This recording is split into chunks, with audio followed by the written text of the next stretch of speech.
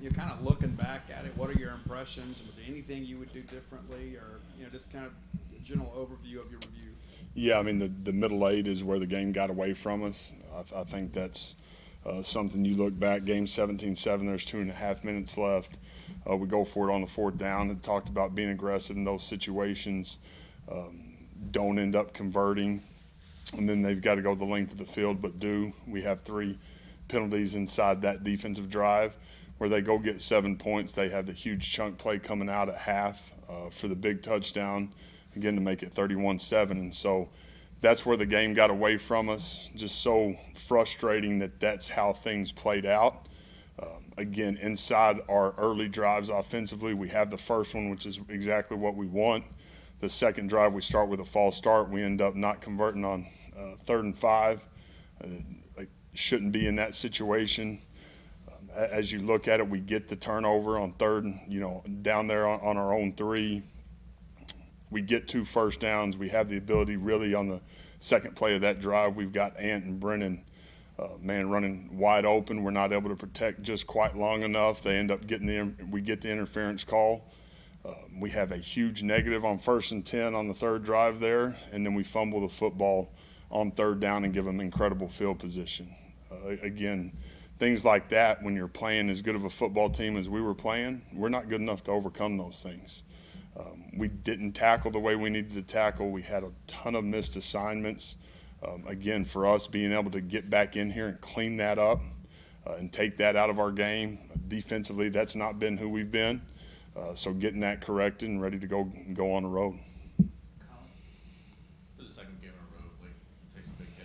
Mario has to come in, but having Anthony Evans making that big play last week when in a similar situation, and then Brennan again this week, I guess, how valuable is it to have senior leaders like that on your offense outside of the quarterback position? Yeah, we're going to need it. We're going to need it this week. We're going to need it as we go on the road.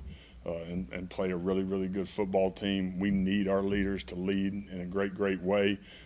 Challenged them this morning. They've answered to that. Our energy as we got on the field today was workmanlike, which I love. And our guys know that we got so much out in front of us. We need to go find a way to play the best ball that we've played all year, not perfect, and go 1-0 on Saturday. And we're going to need great leadership for that to happen. We saw him come back on the sideline after that hit. Is he good to go in practice this week? No, he did not do anything today, so it'll be evaluating him as we move through the week.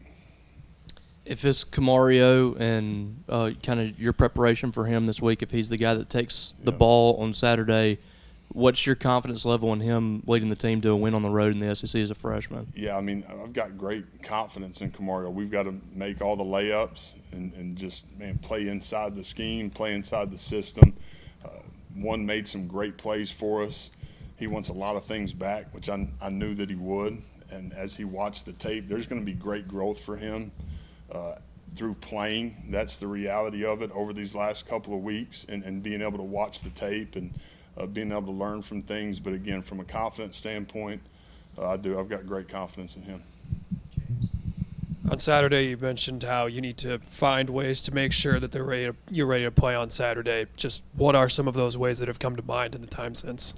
Yeah, for us, it's getting back to the basics of playing clean football. Again, the 2 penalties for us offensively are absolutely critical.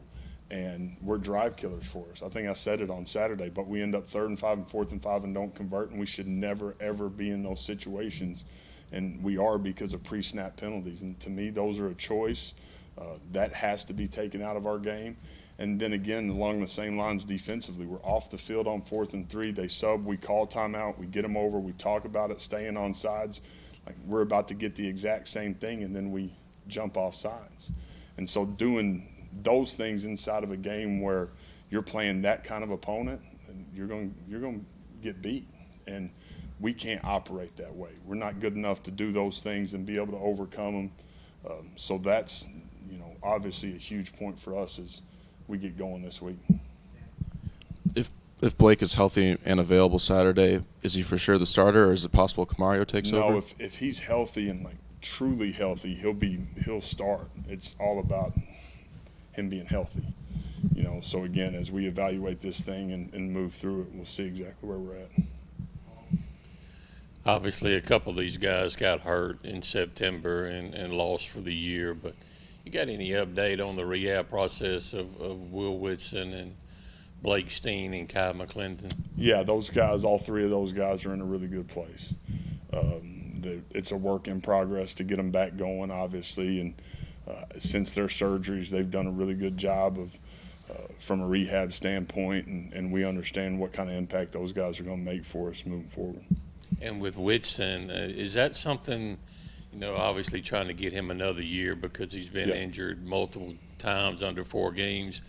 Is that something that process has already started, or is that something you dig into more once the season No, ends? we've began that process and feel good about that. Kind of turning the attention to Missouri, but also kind of your own quarterback coaching background. Very unique situation up there.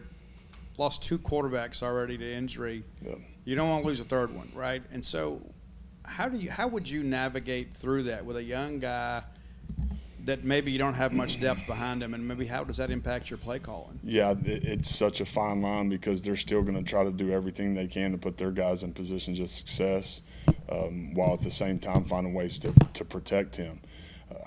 They're going to be able to protect him by how they do what they do with running the football. We have to do a great job in the run game, and that to me, there's nothing more critical for us as a football team than us doing a great job defending the run, on Saturday and creating enough stress for him at QB to where we're changing the picture just enough, to be able to create some turnovers.